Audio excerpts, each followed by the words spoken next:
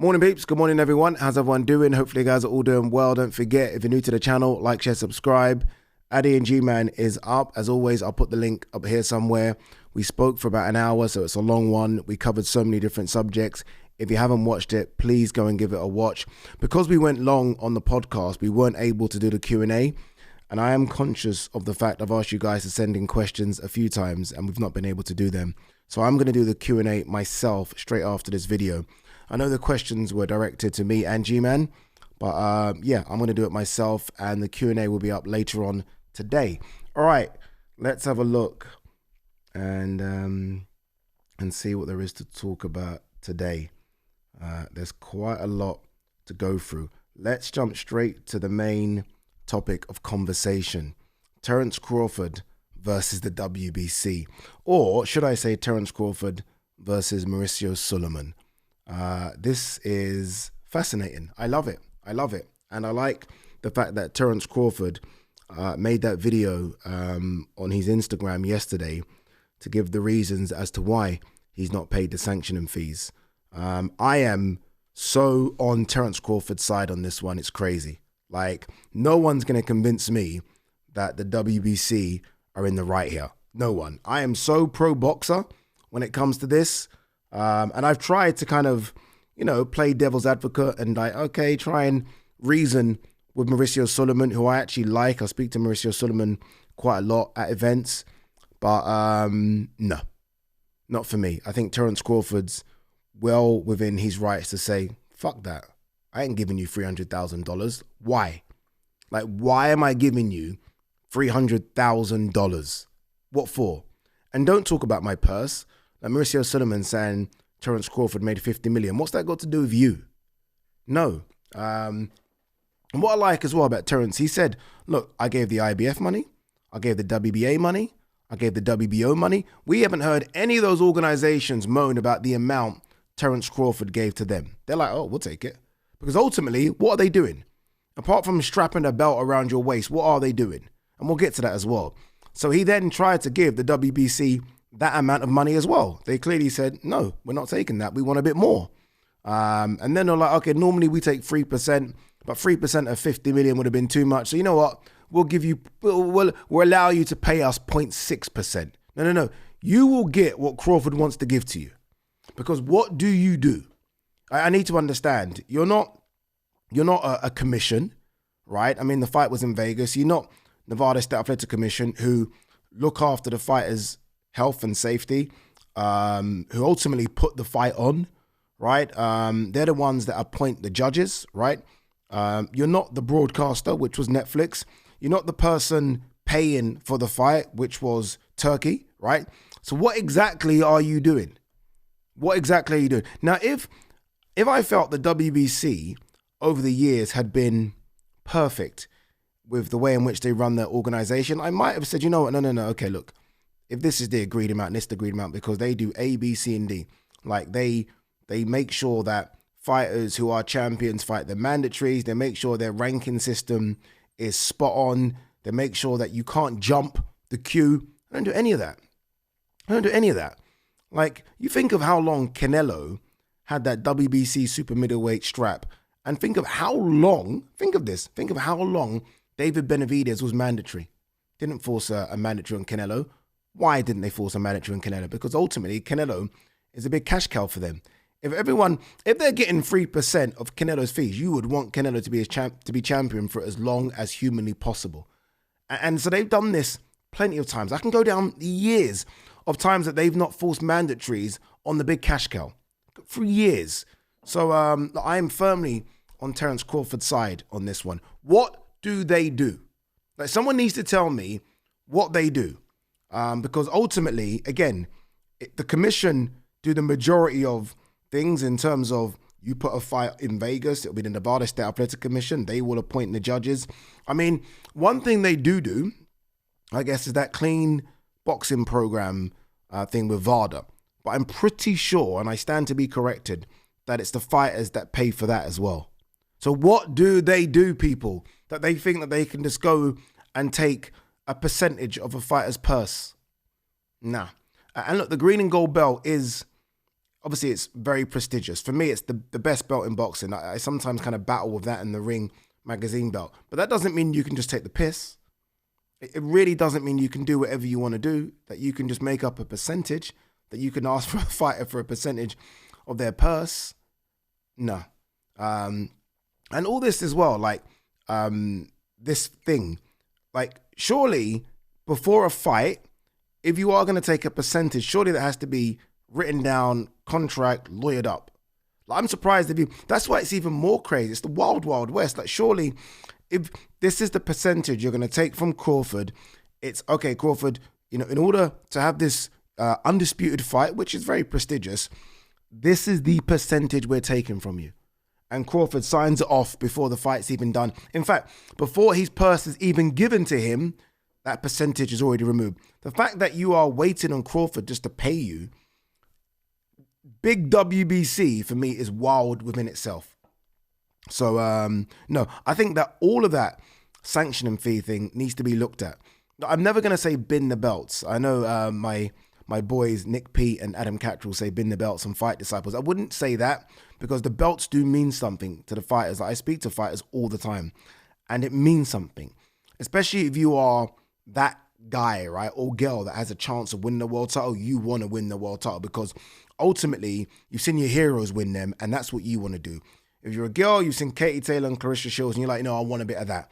If you're a guy coming up of a certain age, you've watched Muhammad Ali put the belt around his waist, Floyd Mayweather, Mike Tyson, etc. You want a bit of that. So I would never say bin the belts because it means something.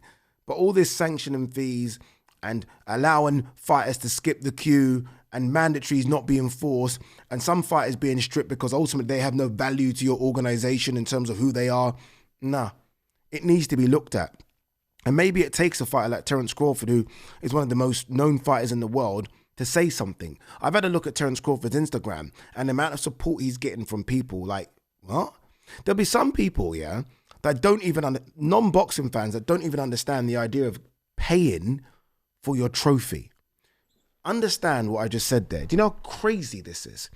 Ultimately, a belt's a trinket, it's a trophy. You are paying for your trophy.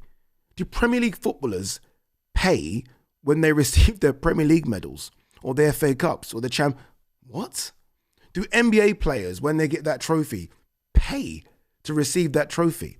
And don't get me wrong, I know boxing's a bit different, but what?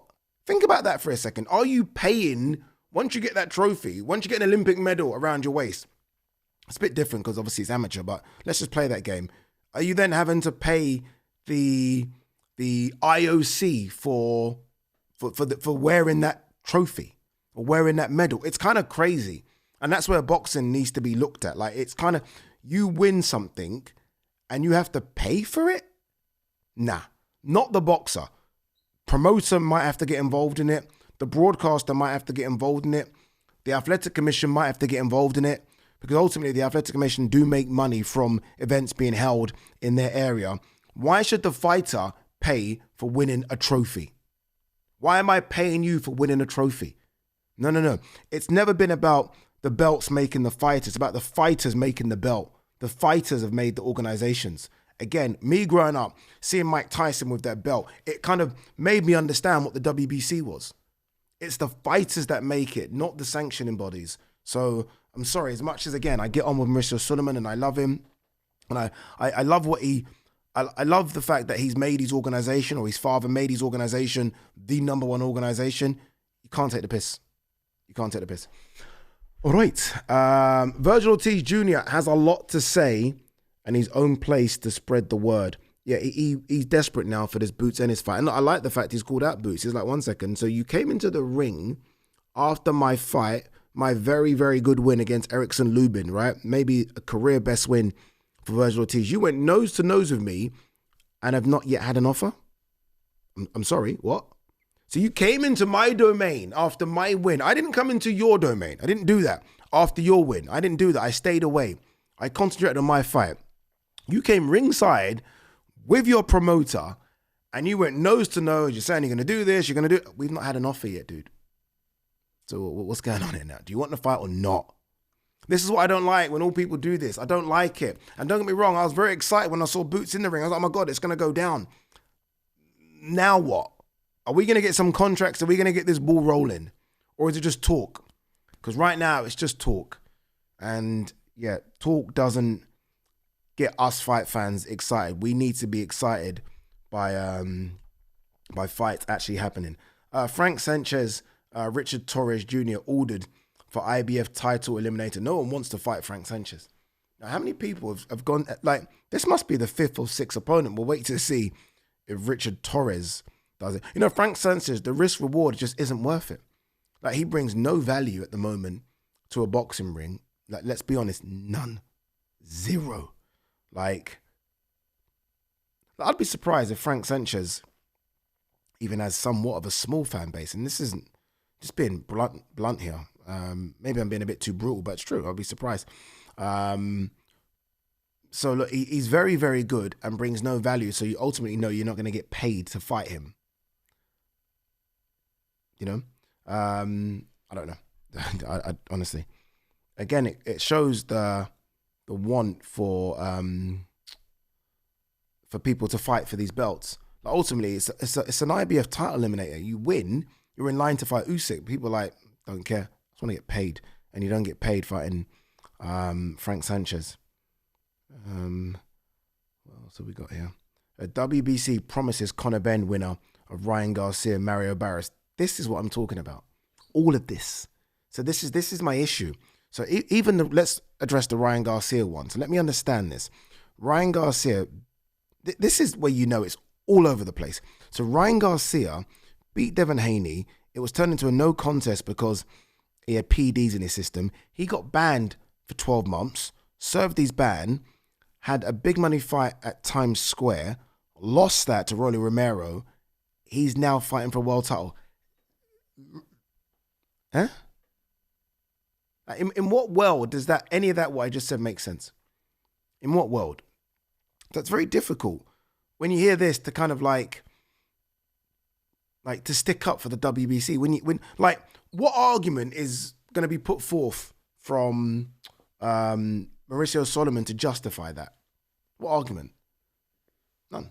And I don't blame the broadcasters. I think it's probably going to be a DAZN fight. This is not me blaming DAZN because ultimately it's going to put bums on seats and people are going to tune in. But there has to be a ranking system. You can't just Ryan Garcia. Makes no sense.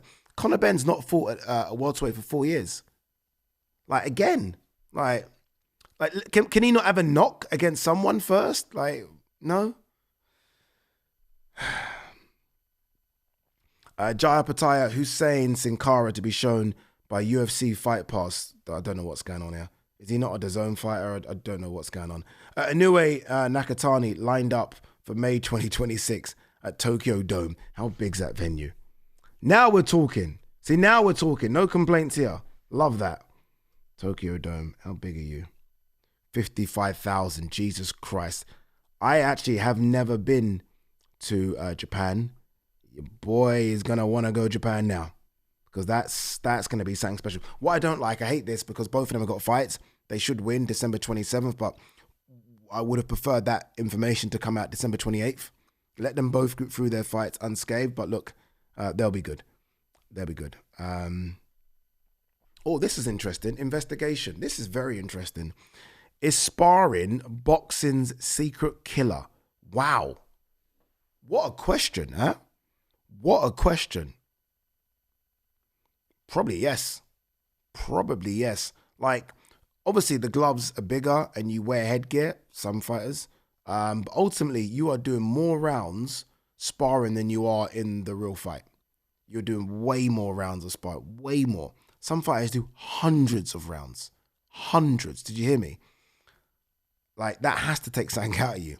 And then when you go, if you've ever, you don't even have to go and watch sparring. You can actually watch some sparring online. I mean, some people put it up. They're kicking the shit out of each other. Like, this isn't just, okay, we're just working on something and it's a little tippy-tappy or it's a body spar. No.